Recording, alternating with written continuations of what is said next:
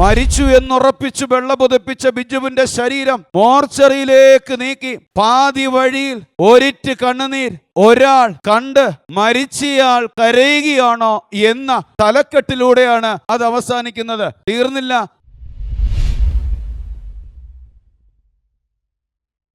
ഈശോയിൽ ഏറ്റവും പ്രിയപ്പെട്ടവരെ, യെശയ്യാ പ്രവാചകന്റെ പുസ്തകം 10:17. ഇസ്രായേലിൻ്റെ പ്രകാശം അഗ്നിയായും അവൻ്റെ പരിശുദ്ധൻ ഒരു ജ്വാലയായും മാറി അത് ജ്വലിച്ച് ഒറ്റ ദിവസം കൊണ്ട് അവൻ്റെ മുള്ളുകളും മുൾച്ചെടികളെയും ദഹിപ്പിച്ച് കളയും. ഒരുപാട് ദിവസം എടുത്തല്ല ഈശോ അത്ഭുതങ്ങൾ പ്രവർത്തിച്ചത്. 5 ദിവസത്തെ ബൈബിൾ കൺവെൻഷൻ എടുത്തല്ല അന്ധന് കാഴ്ച നൽകിയത്. മണിക്കൂറുകൾ പ്രസംഗിച്ചല്ല തളർവാദ രോഗിയെ എഴുന്നേൽപ്പിച്ചത്. ഒരു വാക്ക്, ഒരു സ്പർശനം, ഒരു നോട്ടം, ഒരു സെക്കൻഡ് കൊണ്ടാണ് കർത്താവ് മനുഷ്യരെ തൊട്ടറിഞ്ഞുകൊണ്ട് കടന്നുപോയത്. നമ്മൾ ഈ മണിക്കൂറിലെ വിശ്വാസത്തിൻ്റെ ഒരു ശുശ്രൂഷ ചെയ്ത് കണ്ട് കടന്നു പോകുമ്പോഴാണ്. ചേർന്ന് പറഞ്ഞേ ഹല്ലേലൂയ. ആ പ്രകാശം ഈ ഓഡിറ്റോറിയത്തിലും ഈ ആലയത്തിലും ഇതിൻ്റെ പരിസരത്തിലും 4 അതിരുകളെയും ചുംബിക്കട്ടെ എന്ന് പ്രാർത്ഥിക്കുകയാണ്. അതായത് ഈ ശുശ്രൂഷയുടെ ആരംഭത്തിൽ ഇവിടെ ആയിരുന്നിരിക്കുന്ന, ഇത് എവിടെ ഇരുന്ന് കേൾക്കുന്ന, ഏത് സ്ഥലത്തിരുന്ന് കേൾക്കുന്നോ ആ ദൈവമക്കളോട് ഈ 3 കാര്യം നിങ്ങളുടെ ഹൃദയത്തിൽ ഒരു നിധി പോലെ ജീവിതാവസാനം വരെ സൂക്ഷിക്കണം. എന്നിട്ട് നമുക്ക് പ്രാർത്ഥിച്ച് അഭിഷേകത്തിലേക്ക് പ്രാപിച്ചിട്ട് ശുശ്രൂഷയിലേക്ക് പ്രവേശിക്കാം. 1, യേശുവിന് പരിഹരിക്കാൻ കഴിയാത്തതായിട്ട് ഒന്നും നമ്മുടെ ജീവിതത്തിൽ ഇല്ല എന്ന് വിശ്വസിക്കുകയും അത് പ്രാപിക്കുകയും ചെയ്യണമെന്നാണ് കർത്താവിൻ്റെ മനസ്സ്. 2, യേശുവിന് സുഖപ്പെടുത്താൻ കഴിയാത്ത ഒരു രോഗവും നമ്മുടെ മനസ്സിനോ നമ്മുടെ ശരീരങ്ങളിലോ ഇല്ല. 3, യേശു ക്ഷമിക്കാത്തതായിട്ട് ഒരു പാപവും നമ്മുടെ ഹൃദയങ്ങളിലില്ല. ഇത് 3 നമ്മൾ പ്രാപിക്കണം. ഇത് 3 നമ്മുടെ അവകാശമാണ്. ചേർന്ന് പറഞ്ഞേ ഹല്ലേലൂയ. നമുക്കൊന്ന് എഴുന്നേറ്റ് നിൽക്കാം. നമ്മളൊന്ന് പ്രാർത്ഥിക്കാൻ പോയാണ് ഈ വിശ്വാസം കിട്ടാൻ വേണ്ടി. ഇന്നത്തെ നമ്മുടെ ധ്യാന വിഷയം റോമാലേഖനം 4-ാം അധ്യായം 18 മുതൽ 21 വരെയുള്ള വാക്യമാണ്. ഒന്ന് കണ്ണടച്ച് കരവൊന്ന് ഹൃദയത്തോട് ചേർത്ത് വെച്ചേ. ലൂക്കാ 17:5 ഒന്ന് പ്രാർത്ഥിച്ചേ, കർത്താവേ എൻ്റെ വിശ്വാസം അങ്ങ് വർദ്ധിപ്പിച്ചു തരണമേ. ഒരുപക്ഷെ ഇപ്പോൾ ഈ ആലയത്തിൽ ഈ ശുശ്രൂഷയ്ക്ക് ഇവിടെ ഇരിക്കുന്ന നിമിഷം വരെയും ഹൃദയത്തിലൊരു വിശ്വാസവും ഇല്ലായിരിക്കാം. യുക്തിവാദത്തിലോ നിരീശ്വരവാദങ്ങളിലൂടെയോ സഞ്ചരിച്ച് ജീവിതത്തിൽ കൈവിട്ടു പോയതായിരിക്കാം. ഒരുപാട് സംശയങ്ങളും ആശയക്കുഴപ്പങ്ങളും ഒരുപക്ഷെ നമ്മുടെ ഹൃദയത്തിൽ ഇപ്പോൾ അലയടിക്കുന്നുണ്ടായിരിക്കാം. എന്നാൽ സാരമില്ല, വിശ്വാസം ഏറ്റവും വലിയ വരദാനമാണ്. അത് പരിശുദ്ധാത്മാവ് തരണം. അത് മനസ്സിലാക്കിയ അപ്പോസ്തലന്മാർ പ്രാർത്ഥിച്ച്, കർത്താവേ ഞങ്ങളുടെ വിശ്വാസം വർദ്ധിപ്പിക്കണമേ. കണ്ണടയ്ക്ക് സഹോദര സഹോദരി, നിന്റെ ഹൃദയത്തിലേക്കൊന്നിറങ്ങും. ഇനിയും ബുദ്ധിയിൽ നിന്നും ഹൃദയത്തിലേക്കൊന്നിറങ്ങും. ഈശോ പറഞ്ഞത് ബുദ്ധിമാന്മാരിൽ നിന്നും ജ്ഞാനികളിൽ നിന്നും ശിശുക്കൾക്ക് വെളിപ്പെടുത്തി കൊടുത്തു. ഒരു മനുഷ്യൻ ഏറ്റവും ദൂരം കുറഞ്ഞ യാത്രയും ഏറ്റവും ബുദ്ധിമുട്ടുള്ള യാത്രയും യാത്ര ചെയ്യാൻ ബുദ്ധിയിൽ നിന്നും ഹൃദയത്തിലേക്കുള്ള യാത്രയാണ്. ബുദ്ധിയിൽ നിന്നും ഹൃദയത്തിലേക്ക് എത്തിക്കഴിഞ്ഞാൽ നീ രക്ഷപ്പെട്ടു. ഹൃദയത്തിൽ കരങ്ങൾ വെച്ചുകൊണ്ട് കണ്ണുനീരൊഴുക്കി പ്രാർത്ഥിക്കും, കർത്താവേ എൻ്റെ വിശ്വാസം വർദ്ധിപ്പിക്കണം. ജീവിതത്തിലെ ഒരു ആയുസ്സോളം ചില നൊമ്പരങ്ങളും കൈപ്പേറിയ അനുഭവങ്ങളിലൂടെ സഞ്ചരിച്ച ഒരു പാവപ്പെട്ട മനുഷ്യനിലുണ്ടായിരുന്ന വിശ്വാസത്തിൻ്റെ 4 തലങ്ങളെക്കുറിച്ചാണ് ആത്മാവിൽ ഈ മണിക്കൂറിൽ നമ്മൾ ചിന്തിച്ച് കടന്നു പോകേണ്ടത്. ഈ 4 തലങ്ങളാണ് നമ്മളിലും വേരൂന്നി വളരേണ്ടത്. റോമാലേഖനം 4-ാം അധ്യായം 18 മുതൽ 21 വരെയുള്ള അബ്രഹാമിൻ്റെ വിശ്വാസത്തിൻ്റെ 4 തലങ്ങളാണ്. 1, സകല പ്രതീക്ഷകളും അസ്തമിച്ചപ്പോഴും അബ്രഹാം പ്രത്യാശയോടെ ദൈവത്തിൽ വിശ്വസിച്ചു എന്നുള്ളതാണ്. 2, സമൂഹത്തിലെ പലപ്പോഴും ദുർബലമായി തീരാൻ സാധ്യതയുണ്ടായിരുന്ന അബ്രഹാമിൻ്റെ വിശ്വാസം ദുർബലമാകാതെ വിശ്വാസത്തിൽ ശക്തി പ്രാപിച്ചു എന്നാണ് പൗലോസ്ലിഹായിലൂടെ പറയുന്നത്. 3, ഒരായുസോളം അബ്രഹാമിനോട് ദൈവം പറഞ്ഞ വാഗ്ദാനത്തിൽ അബ്രഹാം വിശ്വസിച്ച് അബ്രഹാം വാഗ്ദാനം പ്രാപിച്ചു എന്നാണ്. 4, അബ്രഹാം ദൈവത്തിനെതിരെ ചിന്തയിൽ പോലും സംശയിക്കാതെ, ചിന്തയിൽ പോലും തള്ളിപ്പറയാതെ അബ്രഹാമിൻ്റെ വിശ്വാസത്തെ അബ്രഹാം കാത്തു സൂക്ഷിച്ച്, അതായത് സാറായെയും കൂട്ടി ദൈവം പറഞ്ഞ വാക്കുകളിൽ മാത്രം വിശ്വസിച്ച് ആശ്രയിച്ചുകൊണ്ട് ബന്ധുക്കളെയും പ്രിയപ്പെട്ടവരെയും ഭവനത്തെയും ഉപേക്ഷിച്ച് ഇറങ്ങിത്തിരിച്ച അബ്രഹാം പിൻകാലത്ത് അതീവ സമ്പന്നനായി തീരുകയാണ്. ഒന്നുമില്ലായ്മയിൽ നിന്നും ദൈവത്തിൽ ആശ്രയിച്ച് മുമ്പോട്ട് പോയിക്കൊണ്ടിരിക്കുന്ന ആ കാലയളവിൽ അബ്രഹാമിന് പ്രായമേറെയായപ്പോഴും അബ്രഹാം ഭൗതികമായ സമ്പത്തും ആത്മീയമായ സമ്പന്നനുമായി അബ്രഹാം തീർന്നുവെങ്കിലും അബ്രഹാമിനെ ഒരായുസോളം വേട്ടയാടിയത് അബ്രഹാമിൻ്റെ അവകാശിയായി മാറേണ്ട ഒരു പിൻതലമുറ അബ്രഹാമിനില്ലായിരുന്നു, ഒരു കുഞ്ഞ് എന്ന്. എന്നാൽ റോമാലേഖനത്തിലെ 4-ാം അധ്യായം 18-ാം വാക്യം പറയുകയാണ്, തൻ്റെ സന്തതി ഇപ്രകാരമായിരിക്കുമെന്ന് പ്രതീക്ഷയ്ക്ക് സാധ്യതയില്ലായിരുന്നിട്ടും അബ്രഹാം പ്രത്യാശയോടെ അവൻ വിശ്വസിച്ചു. ഒരു സാധ്യതയുമില്ല, പക്ഷേ അബ്രഹാമിൻ്റെ ഹൃദയത്തിൽ ഉണ്ടായിരുന്ന ഏക സാധ്യത ദൈവത്തിലുള്ള വിശ്വാസമായിരുന്നു. 2025 ഇന്ന് ഈ ആലയത്തിലേക്ക് കർത്താവിൻ്റെ വചനം കേൾക്കുവാൻ സകല പ്രതീക്ഷകളും നഷ്ടപ്പെട്ടിട്ടാണോ സഹോദര സഹോദരി നീ ഇവിടെ വന്നിരിക്കുന്നത്? എല്ലാ വാതിലുകളും നിൻ്റെ മുമ്പിൽ കൊട്ടി അടഞ്ഞിട്ടുണ്ടായിരിക്കാം. മനുഷ്യരുടെ മുമ്പിൽ കൈനീട്ടി നിൻ്റെ ആത്മാഭിമാനത്തിന് ക്ഷതമേറ്റിട്ടായിരിക്കാം ഒരു പക്ഷേ നീ ഇവിടെ വന്നിരിക്കുന്നത്. എന്നാൽ നീ വിശ്വസിച്ചോ, നിൻ്റെ സകല പ്രതീക്ഷകളും നഷ്ടപ്പെട്ടു പോയാലും നിന്നെക്കുറിച്ചുള്ള നിൻ്റെ അപ്പൻ്റെ പ്രതീക്ഷയ്ക്ക് ഒരു തരി പോലും കോട്ടം തട്ടിയിട്ടില്ല എന്ന് നീ വിശ്വസിച്ചോ?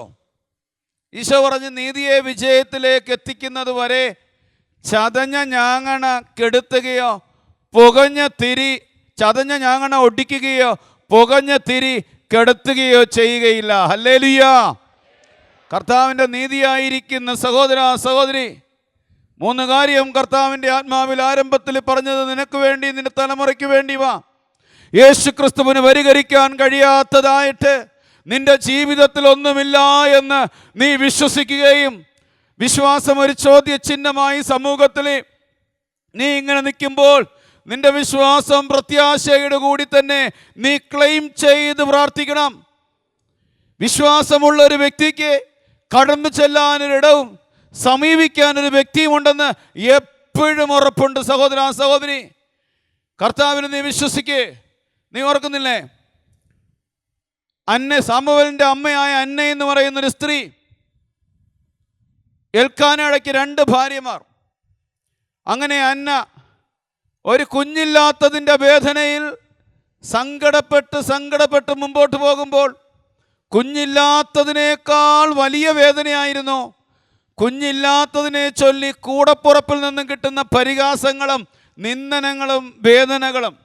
ഉദാഹരണത്തിന്, ഇവിടെ വന്നിരുന്ന് എന്നെ കേൾക്കുന്ന സഹോദര സഹോദരി, നിൻ്റെ ജീവിതത്തിൽ ചില തകർച്ചകളും ചില പരാജയങ്ങളും ചില കുറവുകളും നിങ്ങളുടെ ഹൃദയത്തെ മെതിക്കുന്നുവെങ്കിലും, നിങ്ങളുടെ താളം തെറ്റിക്കുന്നുവെങ്കിലും അതിനേക്കാൾ വലിയ വേദനയായിരിക്കും നിങ്ങളുടെ പ്രിയപ്പെട്ടവരിൽ നിന്നും, നിങ്ങളുടെ സമൂഹത്തിൽ നിന്നും, നിങ്ങളുടെ ഏറ്റവും അടുത്ത മിത്രത്തിൽ നിന്നും കിട്ടുന്ന ചില പാഴ്വാക്കുകളിലൂടെ, ചില മുനവെച്ച സംസാരത്തിലൂടെ, ചില മാറ്റി നിർത്തലിലൂടെ, ചില അപകേളനകളിലൂടെ നീ എത്ര നാൾ അതിനെ ആദ്യത്തേതിനേക്കാൾ ഭയാനകമായിരിക്കാം ഒരുപക്ഷെ നിന്റെ വേദന. ചേർന്ന് പറ ഹല്ലേലൂയ. അങ്ങനെ ഒരു ദിവസം എൽക്കാനയുടെ മറ്റൊരു ഭാര്യയെ നിന്ന വാക്ക് കേട്ട് ഹന്നയ്ക്ക് സമാധാനം നഷ്ടപ്പെട്ടു. അവൾ കട്ടിലിൽ പോയി കമിഴ്ന്ന് കിടന്ന് കരയാണ്. ഭക്ഷണം കഴിക്കുന്നില്ല. തൻ്റെ ജീവിത പങ്കാളി ഭക്ഷണം കഴിക്കാനായിട്ട് വരുമ്പോൾ അന്നയെ കാണുന്നില്ല. ബെഡ്റൂമിലേക്ക് ചെല്ലുമ്പോൾ അന്ന ഏങ്ങലടിച്ച് എങ്ങനെ അടിച്ചു കരയാ. എന്നെ ഒരുപാട് ചിന്തിപ്പിക്കുകയും ശക്തിപ്പെടുത്തുകയും ചെയ്തൊരു വാക്കുണ്ട്. എൽക്കാന എന്ന ഉത്തമനായ ഭർത്താവ് പറഞ്ഞൊരു വാക്ക്, അന്നേ നീ എന്തിനാ കരയുന്നത്? ഞാൻ നിനക്ക് 10 മക്കളേക്കാൾ തുല്യനല്ലേ? ഒരു ഭാര്യയ്ക്ക് ജീവിക്കാൻ, ഒരു ഭാര്യയ്ക്ക് മുമ്പോട്ട് പോകാൻ പിന്നെ എന്താ വേണ്ടത്? അന്ന ശക്തി പ്രാപിക്കുകയും പോയി ഭക്ഷണം കഴിക്കുകയും ചെയ്തു, ഭർത്താവിനെ സന്തോഷിപ്പിക്കുകയും ചെയ്തു. അതായത് ജീവിതത്തിൽ ചില ഞെരുക്കങ്ങളുണ്ടെങ്കിൽ, ഒരു കുഞ്ഞില്ലാത്തതിൻ്റെ വേദന ഒരു സ്ത്രീയുടെ ഹൃദയത്തിൽ അലയടിക്കുന്നെങ്കിൽ, ഭർത്താവ് ഒന്ന് ചേർത്ത് പിടിച്ചിട്ട് ഞാനില്ലേ എന്ന് പറയുകയാണെങ്കിൽ കുറേയൊക്കെ അവളുടെ വേദനയൊന്ന് പരിഹരിക്കപ്പെടും. ആരൊക്കെ എന്തൊക്കെ പറഞ്ഞാലും ചേർത്ത് പിടിക്കേണ്ട വ്യക്തി ഒന്ന് ചേർത്ത് പിടിച്ചാൽ തീരാവുന്ന വിഷയമേ ഉള്ളൂ ചിലതിൽ. എൽക്കാനെ അങ്ങനെ ചേർത്ത് പിടിച്ചു, അന്നയെ ശക്തിപ്പെടുത്തി. അന്ന ഭക്ഷണം കഴിച്ചു കഴിഞ്ഞപ്പോൾ അന്നയ്ക്കൊരു കാര്യം മനസ്സിലായി. തൻ്റെ ഭർത്താവിന് മരണം വരെ ചേർത്ത് പിടിക്കുവാനും തൻ്റെ ഭർത്താവിന് തൻ്റെ ഭാര്യ എന്നുള്ള നിലയിൽ എന്തും കൊടുക്കാൻ തൻ്റെ ഭർത്താവിന് കഴിയും. എന്നാൽ ഒരു കുഞ്ഞിനെ നൽകാൻ തൻ്റെ ഭർത്താവിന് കഴിയുകയില്ല എന്ന് അന്ന അവിടെ വെച്ചൊരു തിരിച്ചറിവിലേക്ക് വരികയാണ്. അന്ന തിരിച്ചറിഞ്ഞ അന്ന ഭക്ഷണം കഴിച്ചിട്ട് നേരെ വിട്ടടിച്ച് പോയത് ദേവാലയത്തിലേക്കാണ്. ദേവാലയത്തിൻ്റെ അൾത്താരയുടെ മുമ്പിലേക്ക് വന്ന് നിന്നുകൊണ്ട് ഒന്ന് കരയാൻ പോലും പറ്റാത്ത ഹൃദയവേദനകൾ. ചില മനുഷ്യർക്കൊന്ന് അലമുറയിട്ടൊന്ന് കരഞ്ഞിരുന്നെങ്കിൽ ഒരാശ്വാസമായനം. ചിലരെ ചങ്കുപൊട്ടി വിലാപത്തോട് വിളിച്ചു പറഞ്ഞ് കരഞ്ഞ് തീർക്കാറുമുണ്ട്. ചില മനുഷ്യരെ അടിച്ചമർത്തി വെക്കും. അന്ന ദേവാലയത്തിലേക്ക് വന്നിട്ട് അൾത്താരയോട് ചേർന്ന് നിന്ന് ചുണ്ടുകൾ ഇങ്ങനെ കൂട്ടി അടിക്കുക. ശബ്ദം പുറത്തേക്ക് വരുന്നില്ല.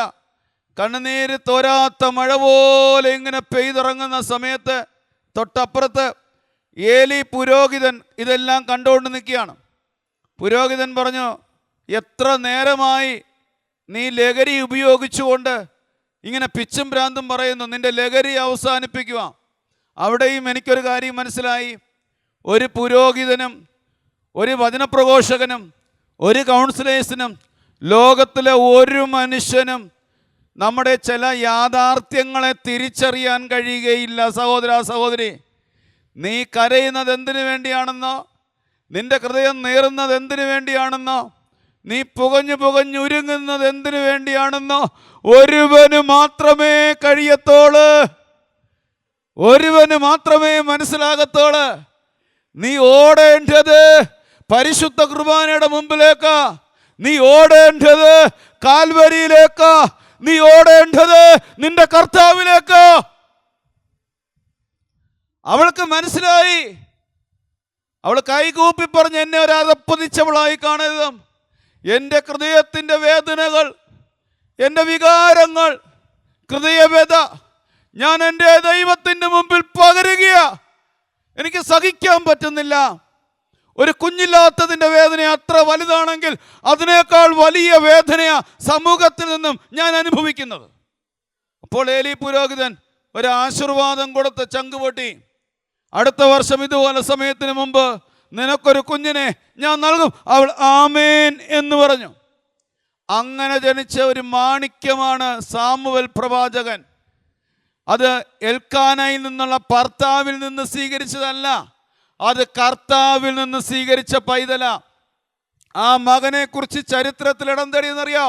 മരണം വരെ പാപത്തിൻ്റെ കറ പുരണ്ടിട്ടില്ല. മരണം വരെ പാപത്തിൻ്റെ കറ പുരണ്ടില്ല.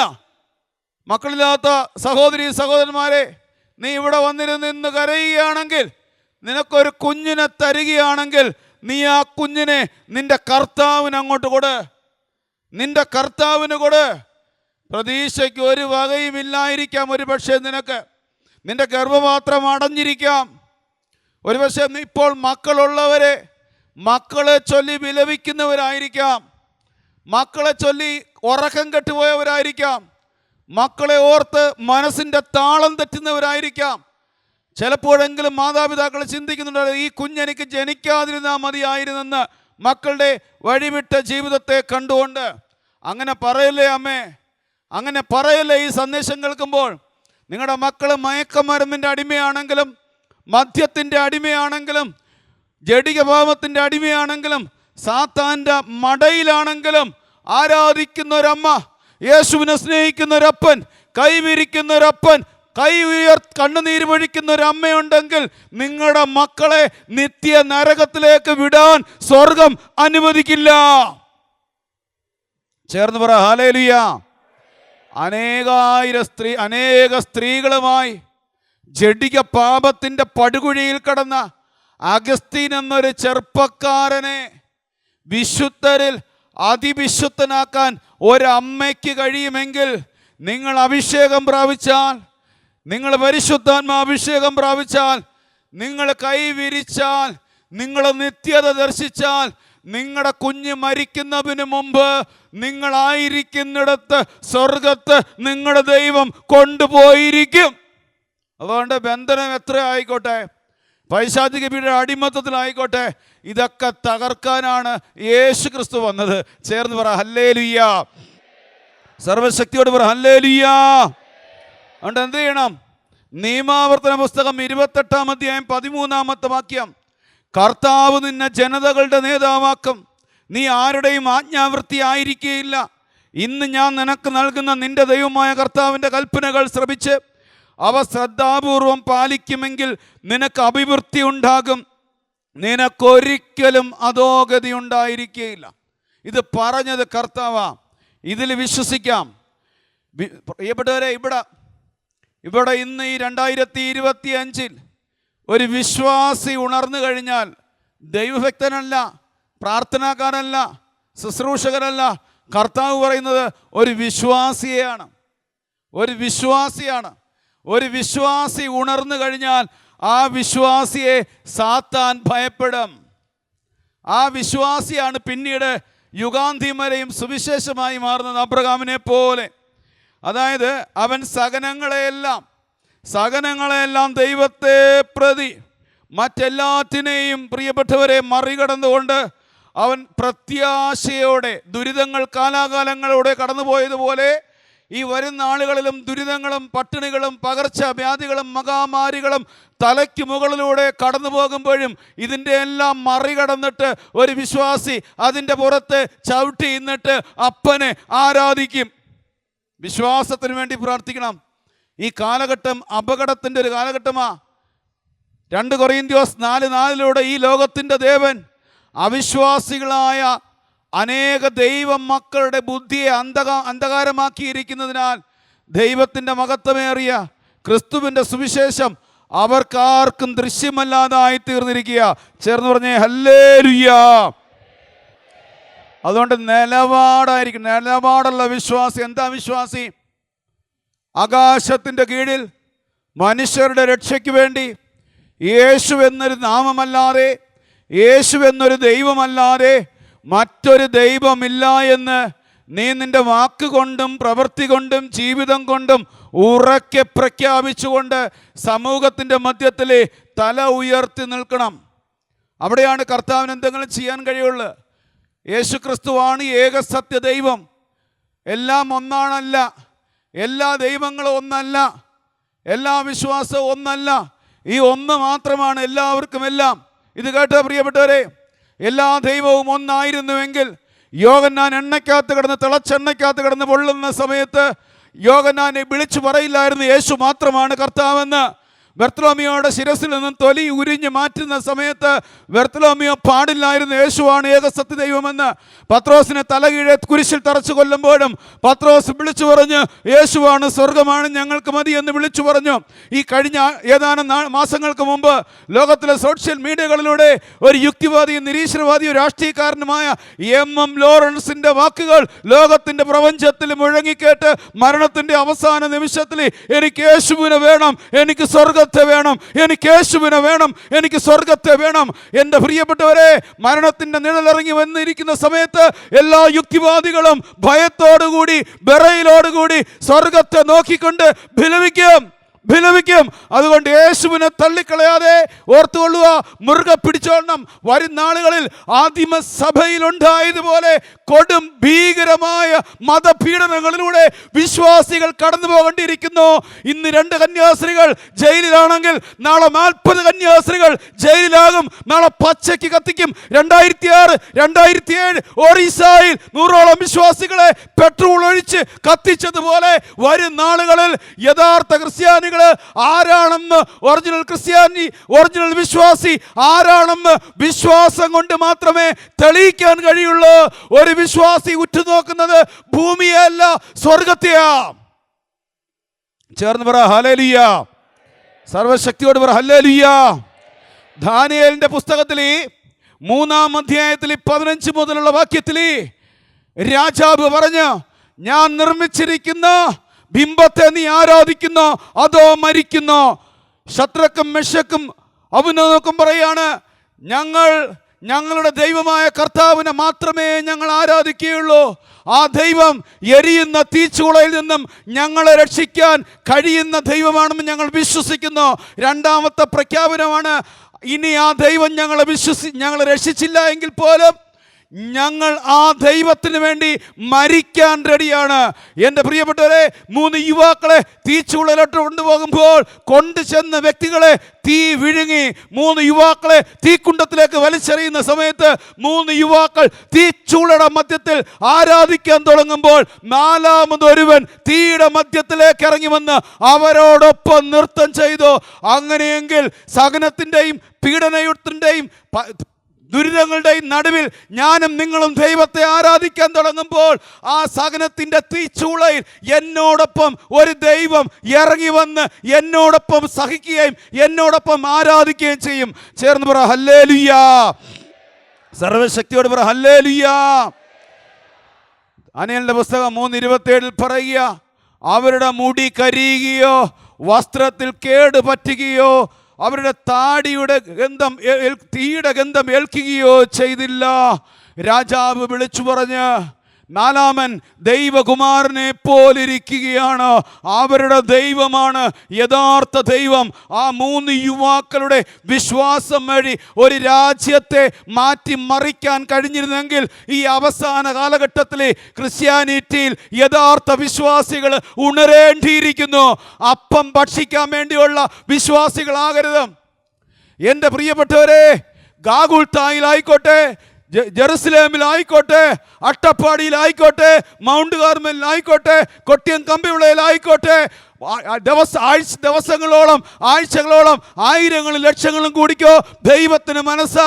എന്നാൽ സ്വർഗം എഴുന്നേറ്റ് എന്ന് കൈയടിക്കുന്നത് അപ്പമാവുന്ന രോഗസൗഖ്യത്തിന്, അപ്പമാവുന്ന ഭൗതികതയ്ക്ക് അപ്പുറത്ത് സ്വർഗത്ത് പോകാൻ വേണ്ടി, നിത്യജീവൻ പ്രാപിക്കാൻ വേണ്ടി ഈ കാലഘട്ടത്തിൽ വിശ്വാസികൾ ഉണരേണ്ടിയിരിക്കുന്നു.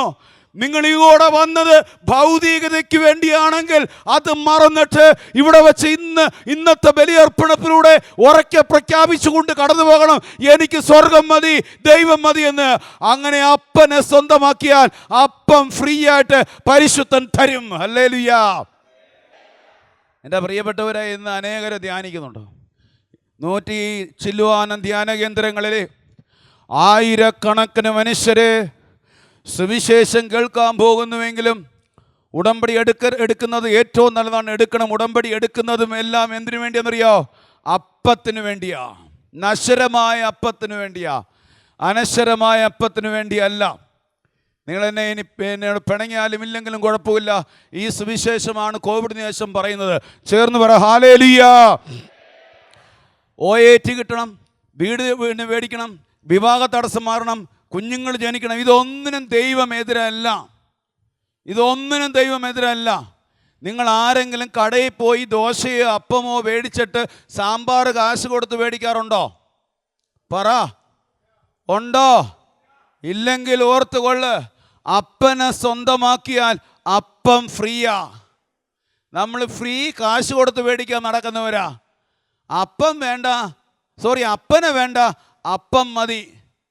അപ്പനായ ദൈവത്തെ വേണ്ട, നിത്യജീവൻ തരുന്ന അപ്പനെ വേണ്ട, രോഗസൗഖ്യമാകുന്ന, കടഭാരം മാറ്റുന്ന, വീട് വെച്ച് തരുന്ന അപ്പം മതി. ചേർന്ന് പറ ഹല്ലേലൂയ. അതുകൊണ്ട് നമുക്ക് അപ്പന് വേണ്ടി പ്രാർത്ഥിക്കാം, അപ്പനെ കിട്ടാൻ വേണ്ടി പ്രാർത്ഥിക്കാം. ചേർന്ന് പറ ഹല്ലേലൂയ. സർവശക്തിയോട് പറഞ്ഞ ഹല്ലേലൂയ. ഇടിമുഴക്കം പോലെ പറഞ്ഞ ഹല്ലേലൂയ. എബ്രായർ 10:36 ദൈവത്തിൻ്റെ ഇഷ്ടം നിറവേറ്റി അവിടുത്തെ വാഗ്ദാനം പ്രാപിക്കാൻ നിങ്ങൾക്ക് സഹനശക്തി ആവശ്യമായിരിക്കുന്നു.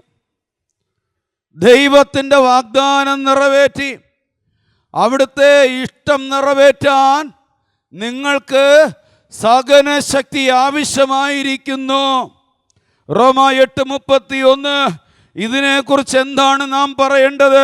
ദൈവം നമ്മുടെ പക്ഷത്തെങ്കിൽ ആര് നമുക്ക് എതിര് നിൽക്കും? ഇതിനെക്കുറിച്ച് നാം എന്താണ് പറയേണ്ടത്? ചേർന്ന് പറ ഹല്ലേലൂയ. സർവശക്തിയോട് പറ ഹല്ലേലൂയ. സങ്കീർത്തനം 56:9-11 വരെ ഞാൻ അങ്ങയെ വിളിച്ചപേക്ഷിക്കുമ്പോൾ എൻ്റെ ശത്രുക്കൾ പിന്തിരിയും. ദൈവം എൻ്റെ വശത്താണെന്ന് ഞാൻ അറിയുന്നു. ഞാൻ ആരുടെ വചനം കീർത്തിക്കുന്നുവോ ആ ദൈവത്തിൽ, ഞാൻ ആരുടെ വചനം പ്രകീർത്തിക്കുന്നുവോ ആ കർത്താവിൽ നിർഭയനായി ഞാൻ ആശ്രയിക്കും. മർത്യന് എന്നോട് എന്ത് ചെയ്യാൻ കഴിയും? അതുകൊണ്ട് എന്ത് ചെയ്യണം പ്രിയപ്പെട്ടവരെ? നമ്മൾ അപ്പൻ്റെ മക്കളായി മാറണം, നമ്മൾ അപ്പൻ്റെ മക്കളായി തീരണം. എന്നിട്ട് കർത്താവിൻ്റെ സന്നിധിയിൽ മുട്ടുമടക്കി കൈ വിരിച്ച് നീ പ്രാർത്ഥിച്ചാൽ ഹബക്കൂക്ക് 1:5 ജനതകളുടെ ഇടയിലേക്ക് നോക്കി വിസ്മയഭരിതരാകുവിൻ. പറഞ്ഞാൽ വിശ്വസിക്കാനാവാത്തൊരു പ്രവൃത്തി നിങ്ങളുടെ നാളുകളിൽ ഞാനിതാ ചെയ്യാൻ പോകുന്നു. യേശുക്രിസ്തു കേരളത്തിൽ മാത്രം പ്രഘോഷിക്കപ്പെടേണ്ട ഒരു സബ്ജക്റ്റ് അല്ല. യേശുക്രിസ്തു വടക്കേ ഇന്ത്യയിൽ മാത്രം പ്രഘോഷിക്കപ്പെടേണ്ട ഒരു വിഷയമല്ല. യേശുക്രിസ്തു പറഞ്ഞ സന്ദേശം ഇതാണ്: നിങ്ങൾ ലോകമെങ്ങും പോയി സകല സൃഷ്ടികളോടും സുവിശേഷം പ്രഘോഷിക്കുവിൻ. അവിടെ പ്രഘോഷിക്കപ്പെടാൻ പോകുമ്പോൾ അവിടെ മുട്ടയും പാലും തരുമെന്നല്ല പറഞ്ഞത്. അവിടെ ചിലപ്പോൾ പീഡനമായിരിക്കാം, ചിലപ്പോൾ രക്തസാക്ഷിയാകാൻ ഭാഗ്യം ലഭിച്ചാൽ അത് കൃപയ്ക്കുമേൽ കൃപയാ, വിളിക്കുമേൽ വിളിയാ, അത് ലഭിച്ചാലേ കിട്ടത്തോള്. നിന്റെ ശരീരത്തിൽ ഒരടി ഏറ്റു വാങ്ങണമെങ്കിൽ അത് കർത്താവ് അനുവദിച്ചാലേ നടക്കത്തോള്. ചേർന്ന് പറ ഹല്ലേലൂയ. 2010 ഡിസംബർ 12 കുവൈറ്റിൽ വെച്ച് കണ്ണൂർ ഇരിട്ടി സ്വദേശിയായ ബിജു തൻ്റെ ഭാര്യയുടെയും മക്കളുടെയും കൂടെ ജീവിക്കാനായിട്ട് വിദേശത്തേക്ക് പോയി അവിടെ ജോലിയിലേക്ക് പ്രവേശിച്ചു.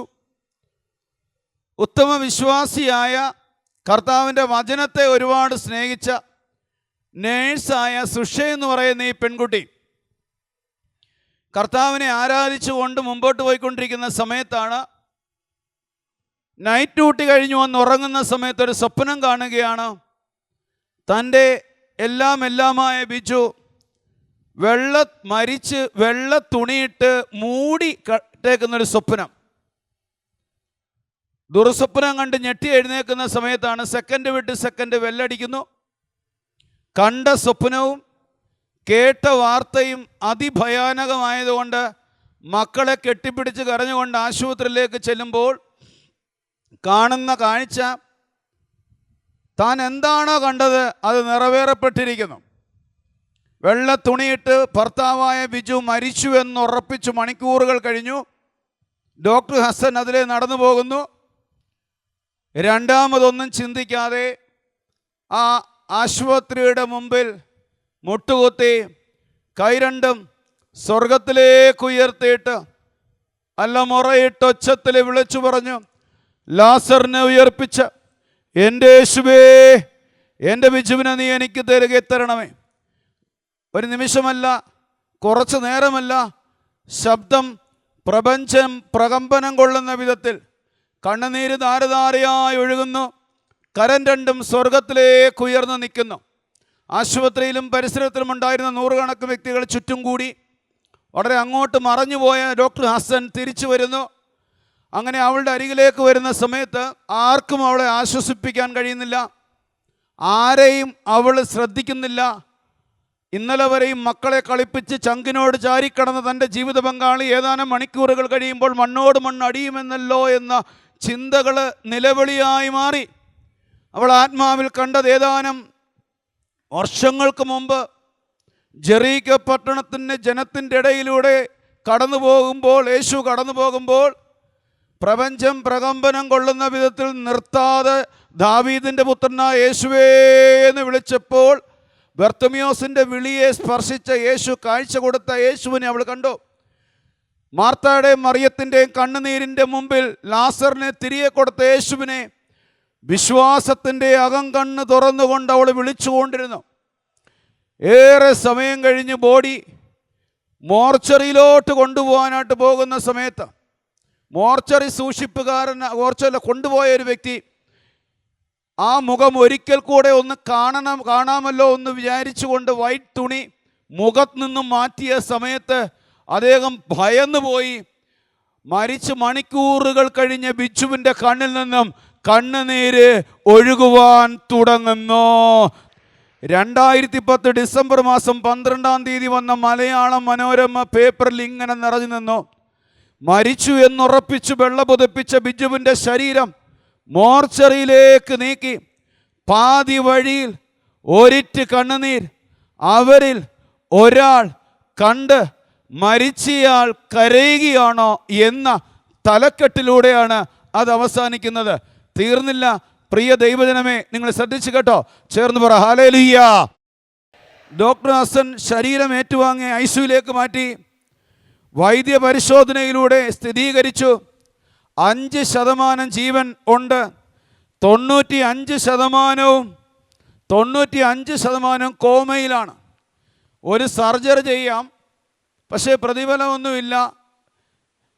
അങ്ങനെ ആ സർജറിയിലൂടെ നിശ്ചലമായി തളർന്നുപോയി.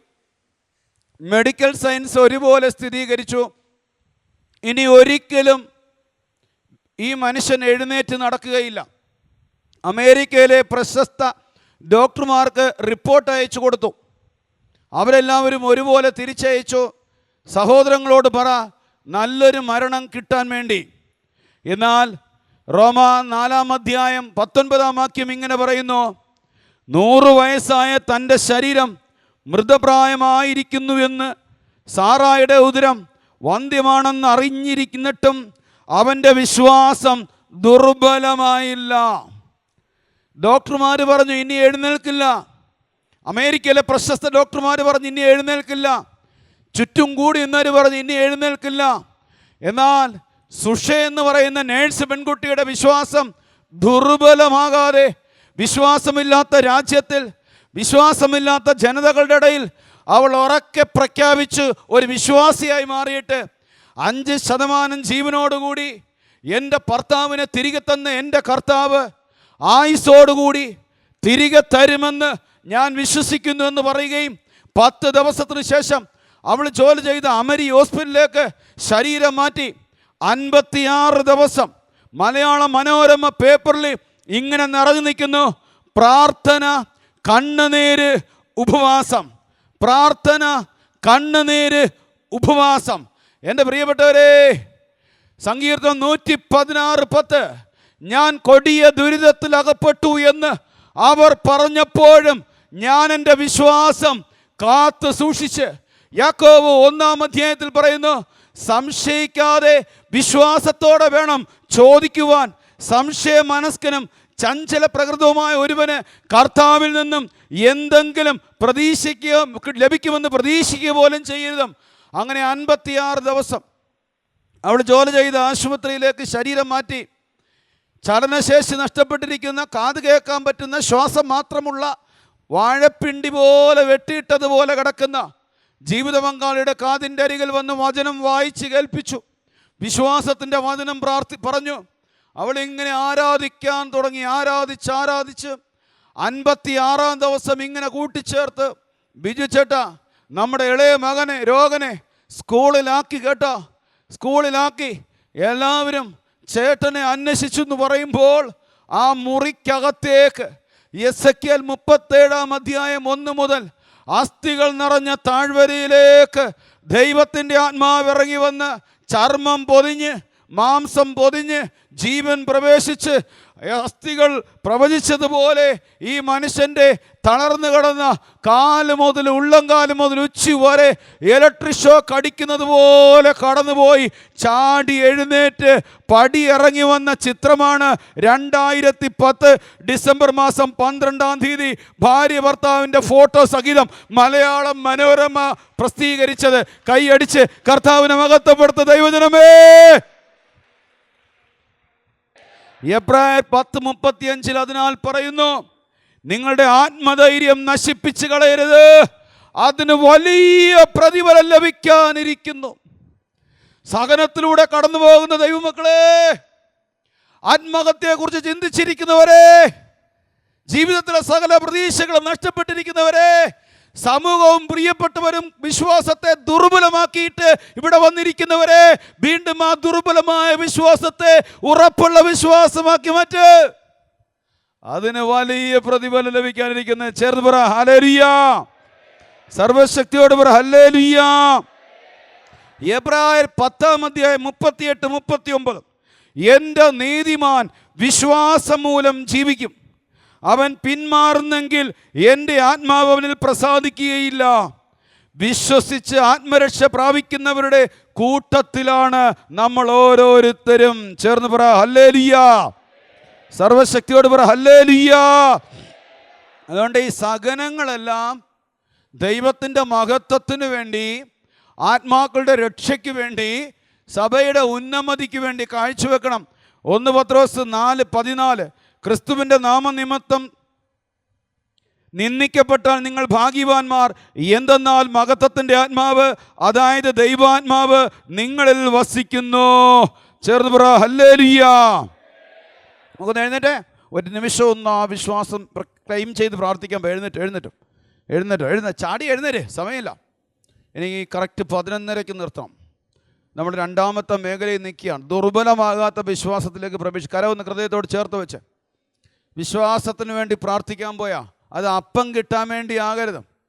ഒരു വലിയ സമൂഹമായിരുന്നു യേശുവിൻ്റെ പിറകെ നടന്നത്. അത് അപ്പം ഭക്ഷിക്കാൻ വേണ്ടിയാണ്.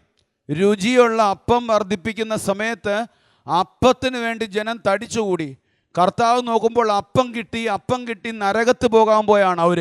കർത്താവ് വിളിച്ചു പറഞ്ഞ്, നശ്വരമായ അപ്പത്തിന് വേണ്ടി അധ്വാനിക്കാതെ മനുഷ്യപുത്രൻ തരുന്ന അനശ്വരമായ നിത്യജീവൻ്റെ അപ്പത്തിന് വേണ്ടി അധ്വാനിക്കുവിൻ. കുറേ പേര് വിട്ടടിച്ചു പോയി. കുറേ പേര്, വളരെ ചുരുങ്ങിയ പേര് മാത്രമേ അത് ദർശിച്ചോളും. നമുക്ക് അപ്പനെ പ്രാപിക്കണം. വരുന്ന ആളുകളിൽ സഹനത്തിൻ്റെയും കണ്ണുനീരിൻ്റെയും പരാജയത്തിൻ്റെയൊക്കെ ഒരു കാലഘട്ടം വരുമ്പോൾ അവിടെ അതിനെ മറികടക്കുന്നൊരു വിശ്വാസം വേണം. 3ാമതാണ് ദുർബലമാകാത്ത വിശ്വാസം. ചേർന്ന് പറഞ്ഞേ ഹല്ലേലൂയ. ഹല്ലേലൂയ. വിശ്വാസമുള്ളൊരു വ്യക്തിക്ക് എപ്പോഴും ദൈവത്തിൽ ആശ്രയിക്കാൻ കൃപ ലഭിക്കും. എപ്പോഴും ആശ്രയിക്കാനുള്ള കൃപ ലഭിക്കും. ആ വ്യക്തിക്ക് ഉള്ളിൽ എപ്പോഴും ഉറപ്പിക്കും, അവർ കടന്നു ചെല്ലാൻ എനിക്കൊരിടവും സമീപിക്കാൻ എനിക്കൊരു വ്യക്തിയുമുണ്ട്. അത് ഈ ഭൂമിയിലുള്ള വ്യക്തിയല്ല, സ്വർഗത്തിലും ഭൂമിയിലും നിറഞ്ഞു നിൽക്കുന്ന വ്യക്തിയാണ്. ചേർന്ന് പറഞ്ഞേ ഹല്ലേലൂയ. ഹല്ലേലൂയ. ഹല്ലേലൂയ. 2 കൊറിന്ത്യോസ് 1-8-9 തിരുവചനത്തിൽ ഇങ്ങനെയാണ് പറയുന്നത്: സഹോദരരെ, ഏഷ്യയിൽ ഞങ്ങൾ അനുഭവിച്ച ക്ലേശങ്ങളെപ്പറ്റി നിങ്ങൾ അറിഞ്ഞിരിക്കണമെന്ന് ഞങ്ങൾ ആഗ്രഹിക്കുന്നു. മരണഭയമുണ്ടാകത്തക്ക വിധം അത്രമാത്രം കഠിനമായും ദുസ്സഹമായി ഞങ്ങൾ പീഡിപ്പിക്കപ്പെട്ടു. മാത്രമല്ല, ഞങ്ങൾ മരണശിക്ഷയ്ക്ക് വിധിക്കപ്പെട്ടിരിക്കുന്നുവെന്ന് ഞങ്ങൾക്ക് തോന്നി. എന്നാൽ ഇത് ഞങ്ങളിൽ തന്നെ ആശ്രയിക്കാതെ മരിച്ചവരെ ഉയർപ്പിക്കുന്ന ദൈവത്തിൽ ആശ്രയിക്കുന്നതിന് വേണ്ടിയായിരുന്നു. ചേർന്ന് പറ ഹല്ലേലൂയ. ഇതാരാ പറഞ്ഞതെന്നറിയണം? ഇത് പറഞ്ഞത് പൗലോസാ.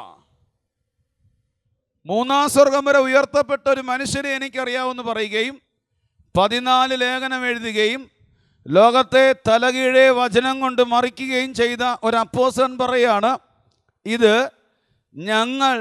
ഞങ്ങളിൽ തന്നെ ആശ്രയിക്കാതെ മരിച്ചവരെ ഉയർപ്പിക്കുന്ന ദൈവത്തിൽ ആശ്രയിക്കുന്നതിന് വേണ്ടിയായിരുന്നു. നമ്മുടെ ബാങ്ക് ബാലൻസിൽ ആശ്രയിക്കുന്നത്, നമ്മുടെ മക്കളിൽ ശരണപ്പെടുന്നത്, നമ്മുടെ ജീവിത പങ്കാളിയിൽ പ്രത്യാശ വെക്കുന്നത്, നമ്മുടെ ഡിഗ്രിയിൽ മതിമറക്കുന്നത് ഒരു കെണിയ. ചേർന്ന് പറ ഹല്ലേലൂയ, ഹല്ലേലൂയ. മറിച്ച് സങ്കീർത്തനം 107:19, അപ്പോൾ തങ്ങളുടെ കഷ്ടതയിൽ അവർ കർത്താവിനോട് നിലവിളിച്ചപേക്ഷിച്ചു, അവിടുന്ന് അവരെ ദുരിതങ്ങളിൽ നിന്നും അവരെ പുറത്തേക്ക് കൊണ്ടുവന്ന്. ചേർന്ന് പറഞ്ഞേ ഹല്ലേലൂയ, സർവശക്തിയോട് പറഞ്ഞേ ഹല്ലേലൂയ. ഞാൻ ഒരു അനുഭവം പറയാം. ഏതാനും വർഷങ്ങൾക്ക് മുമ്പ് ഒരു ക്രിസ്മസിൻ്റെ ദിനത്തിലെ HIV ബാധിച്ച് 4th സ്റ്റേജിലെത്തിയ മരണഭയം നിറഞ്ഞ ഒരു സഹോദരിയെ കാണാൻ ഞാനും എൻ്റെ ഒരു സ്നേഹിതനും കൂടെ കടന്നു ചെന്നു. അന്നൊക്കെ ഈ HIV ബാധിച്ചവരുടെ അടുത്തേക്കൊന്നും ആരും പോകില്ല. ഇന്നങ്ങനെയല്ല. വർഷങ്ങൾക്ക് മുമ്പ്, ഞാൻ സുവിശേഷ പ്രഘോഷകനല്ല. അങ്ങനെ കടന്നു ചെല്ലുമ്പം ഭർത്താവും ഇളയ കുട്ടിയും എയ്ഡ്സ് ബാധിച്ചു മരിച്ചു. മൂത്ത കുട്ടിക്ക് HIV ഇല്ല. മരണഭീതിയിൽ ആണ്ടുപോയ ഈ സഹോദരിയെ അടുത്ത് അന്ന് വിശ്വാസം കൊണ്ടൊരു കാര്യം പറഞ്ഞു, ചേച്ചി കുഞ്ഞിനെ ഓർത്ത് ചേച്ചി ഭാരപ്പെടേണ്ട, കുഞ്ഞിനെ ഞങ്ങൾ നോക്കിക്കോളാം, ചേച്ചി മരിക്കുന്നത് വരെയും കുഞ്ഞ് ചേച്ചിയുടെ കൂടെ ആയിരുന്നോട്ടെ, കുഞ്ഞിൻ്റെ ഭാവിയെക്കുറിച്ച് ഞങ്ങൾ ഏറ്റെടുത്തിരിക്കുന്നു. അങ്ങനെ ചേച്ചിക്ക് വിശ്വാസം കൊടുക്കുകയും ചേച്ചീനെ 1-2 ധ്യാനം കൂടാനായിട്ട് ഇതുപോലെ വിട്ടു. ചേച്ചി വചനം കേട്ട് കർത്താവിനെ ആരാധിക്കാൻ തുടങ്ങി. അന്ന് കൊച്ചി 2ാം ക്ലാസ്സിലാണ് പഠിക്കുന്നത്. ചേച്ചി ദൈവത്തിൽ വിശ്വസിക്കുവാനും ദുർബലമായ മനസ്സ് ശക്തി പ്രാപിച്ച് ദൈവത്തിൽ ആശ്രയിച്ച് ദൈവത്തെ ആരാധിക്കാൻ തുടങ്ങി.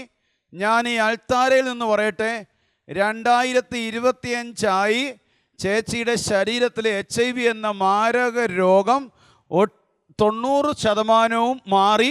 മകളുടെ കൂടെ ഇപ്പോഴും ചേച്ചി കർത്താവിനെ ആരാധിക്കുക. പുറപ്പാട് 23:25 പറയുന്നു, നിങ്ങളുടെ ദൈവമായ കർത്താവിനെ നിങ്ങൾ ആരാധിച്ചാൽ നിങ്ങളുടെ ഇടയിൽ നിന്നും രോഗങ്ങൾ നിർമാർജനം ചെയ്യപ്പെടും, വന്ധ്യതയോ ഗർഭഛിദ്രമോ ഉണ്ടായിരിക്കുകയില്ല. നിന്റെ ശത്രുവിനെ നിന്റെ മുമ്പിൽ വെച്ച് കർത്താവ് തോൽപ്പിക്കും, നിനക്ക് ദീർഘായുസ് നൽകും. 139 സങ്കീർത്തനത്തിൽ ഇങ്ങനെ പറയുന്നു, ഞാൻ ജനിക്കുന്നതിന് മുമ്പേ 16-ാം വാക്യം, എൻ്റെ ദിനങ്ങൾ അവിടുത്തെ പുസ്തകത്തിൽ കുറിച്ചു വച്ചിരിക്കുന്നു. കർത്താവിനെ സ്നേഹിച്ച് കർത്താവിൽ വിശ്വസിച്ച് കർത്താവിൽ ആശ്രയിക്കുന്ന ഒരു മകൻ 2025 ഒരു മകള് ഇന്ന് എഴുന്നേറ്റാൽ രോഗം മാരകമാണെങ്കിലും മെഡിക്കൽ സയൻസ് പരാജയപ്പെട്ടതാണെങ്കിലും ലോകം എഴുതിത്തള്ളിയ ദുരിതത്തിലാണെങ്കിലും നിന്റെ ജീവൻ ഒന്നും സംഭവിക്കില്ല. ആ ആയുസ് തികച്ചട്ടെ ദൈവം നിന്നെ ഇവിടുന്ന് എടുക്കുകയുള്ളൂ. കാരണം നിന്റെ ദൈവാരാധനയും നിന്റെ വിശ്വാസവും നിന്റെ ദൈവാശ്രയത്വവും ദൈവത്തിനും ഈ ഭൂമിക്കും ആവശ്യമാണ്. ചേർന്ന് പറ ഹല്ലേലൂയാ, സർവശക്തിയോട് പറ ഹല്ലേലൂയാ, ഹല്ലേലൂയാ, ഹല്ലേലൂയാ. മൂന്നാമത്തെ മേഖലയാണ്, അവൻ വിശ്വാസമില്ലാത്തവനെ പോലെ ദൈവത്തിൻ്റെ വാഗ്ദാനത്തിനെതിരെ അവൻ ചിന്തിച്ചില്ല, മറിച്ച് ദൈവത്തെ മഹത്വപ്പെടുത്തിക്കൊണ്ട് അവൻ വിശ്വാസത്താൽ ശക്തി പ്രാപിച്ചത്. ആരെക്കുറിച്ചാണ്? അബ്രഹാമിനെ കുറിച്ചാണ്. നമ്മൾ ഈ മണിക്കൂറിൽ ധ്യാനിച്ച് കടന്നു പോകുന്നത് റോമ 4-ാം അധ്യായം 18 മുതൽ 21 വരെയുള്ള വാക്യമാണ്. ചേർന്ന് പറഞ്ഞേ ഹല്ലേലൂയാ. വിശ്വാസമില്ലാത്തവനെ പോലെ ദൈവത്തിൻ്റെ വാഗ്ദാനത്തിനെതിരെ അവൻ ചിന്തിച്ചില്ല. ഞാൻ 2 അബ്രഹാമിനെ കുറിച്ച് 2 മെയിൻ കാര്യങ്ങൾ പറഞ്ഞിട്ടൊന്ന് ആരാധിച്ച് നിർത്തുക. ചേർന്ന് പറഞ്ഞേ ഹല്ലേലൂയാ. എൻ്റെ പ്രിയപ്പെട്ട മാതാപിതാക്കളെ, എൻ്റെ പ്രിയപ്പെട്ട സഹോദരങ്ങളെ, ദൈവത്തെക്കാൾ അധികം നിങ്ങളുടെ മക്കളോ നിങ്ങളുടെ ജീവിത പങ്കാളിയോ നിങ്ങളുടെ ജോലിയോ നിങ്ങളുടെ പ്രിയപ്പെട്ടവരൊന്നും പ്രാധാന്യം കൊടുക്കരുതും. അത് വിഗ്രഹമാണ്, അത് തകരും. യേശുവിനേക്കാൾ അപ്പുറത്തൊന്നിനും ഒരു പ്രാധാന്യം കൊടുക്കരുതേ. അത് കൊടുത്തതിൻ്റെ ദുരിതമാണ് ഇന്ന് അനേകരിൽ പെയ്തിറങ്ങിക്കൊണ്ടിരിക്കുന്നത്. അബ്രഹാം ദൈവത്തിൽ മാത്രം പ്രാധാന്യം കൊടുത്തുകൊണ്ട് അബ്രഹാമിനെ സാറ എന്ന് വിളിച്ചുകൊണ്ട് മുമ്പോട്ട് പോയ കാലഘട്ടത്തിലെ ഭാര്യ ഭർത്ത ബന്ധത്തിൽ അബ്രഹാമിന് കുറച്ച് സങ്കടം വന്നു. ആ സങ്കടത്തിൻ്റെ ഇടയിൽ അബ്രഹാം പറഞ്ഞു കാണണം, സാറാ നമുക്കൊരു കുഞ്ഞില്ലല്ലോ. ഈ നല്ല സ്നേഹിക്കുന്ന ഭാര്യ ഭർത്ത ബന്ധമാണെങ്കിൽ ഭർത്താവിൻ്റെ വിഷമം ഭാര്യയോട് പറഞ്ഞു കഴിഞ്ഞാൽ അവൾ ജീവൻ പണയം വെച്ച് എന്തും ചെയ്തു കൊടുക്കും. അങ്ങനെ സാറ ഭർത്താവിനെ ആശ്വസിപ്പിക്കാൻ കണ്ടെത്തിയ ഒരു മാർഗമാണ് ദാസിയെ കൊടുത്തു. ചേട്ടാ എനിക്കൊരു ഐഡിയ വരുന്നത്, ദാസിക്കൊരു കുഞ്ഞ് ലഭിച്ചാൽ നമ്മുടെ കുഞ്ഞല്ലേ എന്ന് പറഞ്ഞിട്ട് വ്യഭിചാരം ചെയ്യാൻ സാറ ദാസിയെ കൊടുക്കുകയാണ്. അങ്ങനെ ദാസി ഗർഭിണിയാണെന്ന് കണ്ട സമയത്ത് സാറ കയർത്ത് സംസാരിക്കുക. നിങ്ങൾ ചിന്തിച്ചു നോക്കിയ ഒരു അല്പസമയമുള്ളൂ. സാറ വയലൻ്റായാണ്. ആ സമയത്ത് അബ്രഹാം എന്തുകൊണ്ടാണ് സാറായോട് കയർത്ത് സംസാരിച്ചില്ല? ഞാനും നിങ്ങളുമാണെങ്കിൽ പറഞ്ഞാൽ മര്യാദയ്ക്ക് ഇരുന്നോളണം, നിൻ്റെ വാക്ക് കേട്ടത് കൊണ്ടാണ് ഈ ഒരു അവസ്ഥയിലെത്തിയത്. എന്നാൽ അബ്രഹാം മിണ്ടിയില്ല. അബ്രഹാം ദൈവത്തിലേക്ക് നോക്കിയപ്പോഴാണ് ഒരു കാര്യം മനസ്സിലായത്. ദൈവത്തേക്കാൾ പ്രാധാന്യം ഒരു കുഞ്ഞിന് വേണ്ടിയും സാറായേക്കും കരുതി. അങ്ങനെ സാറായുടെ മുമ്പിൽ അബ്രഹാം നിശബ്ദമായി കടന്നുപോയിട്ട് ഒരായുസോളം ദൈവത്തിന് മുമ്പിൽ കരഞ്ഞു. അങ്ങനെ ആദ്യം ക്രമം തെറ്റി ജനിച്ചൊരു മകൻ ഇസ്മേൽ വഴി ലോകത്തിലുണ്ടായ ദുരന്തം ഇപ്പോഴും പറഞ്ഞറിയിക്കാനുള്ളതല്ല. അങ്ങനെ ഇരിക്കുമ്പോൾ അബ്രഹാം പിന്നീട് ചെയ്ത തെറ്റിനെ ഓർത്ത് ഒരായുസോളം പശ്ചാത്തപിച്ചുകൊണ്ട് മുമ്പോട്ട് പോയാണ് വിശ്വാസത്താൽ. അങ്ങനെയാണ് 100ാമത്തെ വയസ്സിൽ പ്രത്യാശയോടെ കാത്തിരുന്ന് വീണ്ടും വിശ്വാസത്തിൽ ശക്തി പ്രാപിക്കണമെങ്കിൽ വിശ്വാസം ദുർബലമായി പോയിരിക്കണം, തളർന്നു പോയിരിക്കണം. അതാണ് വീണ്ടും ശക്തി പ്രാപിച്ചത്. അബ്രഹാം ശക്തി പ്രാപിച്ചു വന്നിട്ട് ഇസഹാക്ക് എന്ന മകൻ ജനിച്ചു. ഇനി ശ്രദ്ധിച്ച് കേട്ടോ, ഇസഹാക്ക് ജനിച്ച് സ്നേഹിച്ച് കൊഞ്ചിച്ച് ഇങ്ങനെ മുമ്പോട്ട് പോയിക്കൊണ്ടിരിക്കുമ്പോഴാണ് ഇടിവെട്ട് പോലെ അടുത്ത വാക്ക് വരുന്നത്. അബ്രഹാം, നീ സ്നേഹിക്കുന്ന നിൻ്റെ ഏക മകനെ കൊണ്ടുപോയി മോറിയ മലയിൽ എനിക്ക് വേണ്ടി 3 ദിവസത്തെ യാത്ര ചെയ്ത് ബലിയർപ്പിക്കുക. ഇനി എന്നെ നോക്കണേ, അബ്രഹാം സാറായോട് പറഞ്ഞില്ല. കാരണം എന്താ? മുമ്പൊരിക്കൽ തൻ്റെ സങ്കടം തുറന്നു പറഞ്ഞതിൻ്റെ ദുരിതം അബ്രഹാം മനസ്സിലാക്കി. ഒരിക്കൽ പറ്റിയ ഒരു വീഴ്ചയിലൂടെ വലിയൊരു പാഠം അബ്രഹാം പഠിച്ച് പിന്നീട് അബ്രഹാം വാ തുറന്ന് പറഞ്ഞില്ല. ദൈവമക്കൾ എല്ലാ കാര്യവും എല്ലാവരോടും പറഞ്ഞുകൊണ്ട് നടക്കരുതും, പങ്കാളിയോടും. അത് കെണിയാം. അബ്രഹാം കൊണ്ടുപോയി പ്രിയപ്പെട്ടവരെ 3 ദിവസത്തെ യാത്ര ചെയ്ത് മോറിയ മലയുടെ താഴെ ഇങ്ങനെ നിൽക്കുമ്പോൾ അടുത്തൊരു ചോദ്യം ഇടിവെട്ട് പോലെ വരിക മകനിൽ നിന്നും. പിതാവേ, വിറകൊണ്ട് തീയുണ്ട് വെലിക്കുള്ള കുഞ്ഞാട് എവിടെയാ? ഇത് ചോദിക്കുന്നത് കൈക്കുഞ്ഞല്ല. ഇതിനു മുമ്പും അബ്രഹാമിനോടൊപ്പം മകൻ ഇസഹാക്ക് ബലിയർപ്പിക്കാൻ പോയി കാണണം. മുമ്പ് കുഞ്ഞാടുമുണ്ടായിരുന്നു, ബലിവസ്തു ഉണ്ടായിരുന്നു. എന്നാൽ ഇന്ന് കുഞ്ഞാടില്ല. അപ്പോൾ താൻ തന്നെയാണോ എന്നുള്ള അബ്രഹാം പറഞ്ഞൊരു വാക്കുണ്ട്, മോനെ ദൈവം തരും, ദൈവം തരും. ചങ്ക് പൊട്ടി മകനെയും കൊണ്ട് ഒരു സൈഡിലൂടെ മല കയറുന്ന സമയത്ത് അബ്രഹാം കാണാത്തൊരു കാര്യം ദൈവം കണ്ട് മറു സൈഡിലൂടെ അബ്രഹാമിനോടൊപ്പം ഒരു കുഞ്ഞാടിനെയും കൊണ്ട് അതേ മല കയറിയ ഒരു സർവശക്തനായ ദൈവമാണ് പ്രിയപ്പെട്ടവരെ. അങ്ങനെയെങ്കിൽ നിങ്ങളുടെ ഹൃദയഭാരങ്ങളുമായി, നിങ്ങളുടെ സഹനങ്ങളുമായി, നിങ്ങളുടെ കണ്ണുനീരുമായി നടക്കാൻ ശേഷിയുള്ളിടത്തോളം കാലം ഓരോ പ്രഭാതത്തിലും പരിശുദ്ധ ബലിയർപ്പണത്തിന് വേണ്ടി നിങ്ങൾ അൾത്താരയുടെ മുമ്പിലേക്ക് വരുമ്പോൾ മറു സൈഡിൽ നിങ്ങളോടൊപ്പം പരിശുദ്ധ മറിയം കുഞ്ഞാടായ യേശുവിനുമായി നിങ്ങൾക്ക് വേണ്ടി ബലിയർപ്പിക്കാൻ വന്നിരിക്കും. ചേർന്ന് പറ ഹല്ലേലൂയ, ഹല്ലേലൂയ. ചുരുക്കി പറയാം, 3 മിനിറ്റ് കൊണ്ട് ശ്രദ്ധിച്ചോ. മുകളിലേക്ക് കയറി ബലിവസ്തുക്കളെല്ലാം റെഡിയാക്കി വെച്ച് അബ്രഹാം മകനെ ഇങ്ങനെ ചേർത്ത് പിടിച്ചിട്ട് പറഞ്ഞു കാണണം, മോനെ നീ കുതറി ഓടരുതും, നീ ബഹളം വെക്കരുതും. മോൻ എന്നോട് ചോദിച്ചില്ലേ ബലിവസ്തു എവിടെയെന്ന്, കുഞ്ഞാട് എവിടെയെന്ന്?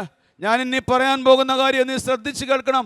ചങ്ക് പൊട്ടിപ്പോകും പ്രിയപ്പെട്ടവരെ. ഒരു അപ്പൻ്റെ ഒരു അമ്മയുടെ ഹൃദയം എന്താണെന്നറിയാമോ? ഇങ്ങനെ ചേർത്ത് പിടിച്ചിട്ട് പറഞ്ഞു കാണണം.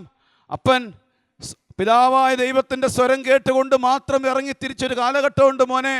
ആ കാലഘട്ടത്തിലെല്ലാം നിൻ്റെ അപ്പൻ്റെ സ്വരം, പിതാവായ അപ്പൻ്റെ സ്വരം കേട്ട് ഒരിക്കലും തെറ്റുപറ്റിയിട്ടില്ല. ആ സ്വരം കേൾക്കാതിരുന്ന സമയങ്ങളിലെല്ലാം തെറ്റുപറ്റി. ഒരിക്കൽ അവിടെ അമ്മയുടെ മുമ്പിൽ തെറ്റുപറ്റി, ദാസിയെ പ്രാപിച്ചു. ഇപ്പോൾ തെറ്റുപറ്റാതിരിക്കാൻ ഒരു സ്വരം ഞാൻ കേട്ടു. മോൻ ചോദിച്ച് ബലിവസ്തു എവിടെ, കുഞ്ഞാട് എവിടെയെന്ന് ചോദിച്ചില്ലേ? മകൻ തന്നെയാണ് ആ കുഞ്ഞാടെന്ന് ഇസഹാക്കിനോട് പറഞ്ഞു കാണും. ഇസഹാക്ക് പൊട്ടിക്കരഞ്ഞുകൊണ്ട് ചങ്ക് പൊട്ടി നിലവിളിച്ചിട്ട് പറഞ്ഞു കാണണം, അപ്പോൾ ആ അമ്മേനെ ഒന്ന് ചുംബിക്കാൻ എന്തുകൊണ്ട് എന്നെ അനുവദിച്ചില്ല? ഒന്ന് എനിക്ക് യാത്ര പറയാമായിരുന്നല്ലോ, ഞാൻ അപ്പനെ സ്നേഹിച്ച് കൊതി തീർന്നില്ല, ജീവിക്കാൻ കൊതി തോന്നുന്നു പറഞ്ഞുകൊണ്ട് അപ്പനും മകനും കൂടെ കെട്ടിപ്പിടിച്ച് ചങ്ക് പൊട്ടി കരഞ്ഞു കാണും. ആ കരച്ചിലിൻ്റെ ഒടുവിലായിരിക്കണം ഒരു നിശബ്ദത ഇങ്ങനെ വന്നത്. ആ നിശബ്ദതയുടെ ഒടുവിൽ ചങ്ക് വിരിച്ചിട്ട് ഇസഹാക്ക് പറഞ്ഞു കാണണം, അപ്പ ഞാൻ റെഡിയാ, അപ്പൻ എന്നെ ബലി കഴിച്ചോ, ഞാൻ റെഡിയാ, അപ്പന് തെറ്റുപറ്റില്ലെന്ന് എനിക്കറിയാം, ഇനി അപ്പന് തെറ്റുപറ്റിയാലും അപ്പനോട് പറഞ്ഞ ദൈവത്തിനുണ്ടല്ലോ ആ അപ്പന് തെറ്റുപറ്റില്ല എന്ന് പറഞ്ഞുകൊണ്ട് കേറി കിടന്നു കൊടുത്ത് കാണും ബലിപീഠത്തിൽ. അതുകൊണ്ടായിരിക്കണം പിൻകാലത്തും ഇനി യുഗാന്ത്യം വരെയും അബ്രഹാമിൻ്റെയും ഇസഹാക്കിൻ്റെയും ദൈവമെന്ന് ലോകം വിളിച്ചു പറഞ്ഞത്. വേദനയുണ്ടാവും വിശ്വാസം പരീക്ഷിക്കപ്പെടുമ്പം, ചങ്കുപൊട്ടും വിശ്വാസം ദുർബലമാകുമ്പം, ചിന്താമണ്ഡലങ്ങൾ കുഴയും വിശ്വാസം ചോദ്യം ചെയ്യപ്പെടുമ്പോൾ. പക്ഷെ ഓടി വന്ന ബലിപീഠത്തിൽ ഇസഹാക്ക് കെട്ടിപ്പിടിച്ചതുപോലെ കെട്ടിപ്പിടിച്ചിട്ട്, ദൈവമേ എനിക്ക് പറ്റുന്നില്ല ഈ സഹനം കടന്നു പോകാൻ, എനിക്ക് പറ്റുന്നില്ല ഈ മാനസിക പിരിമുറുക്കത്തെ അതിജീവിക്കാൻ, എന്നാൽ ഇതാ ഞാൻ തരുന്നു, നിനക്ക് തെറ്റ് പറ്റില്ല. എഴുന്നേറ്റ് നിൽക്കാം.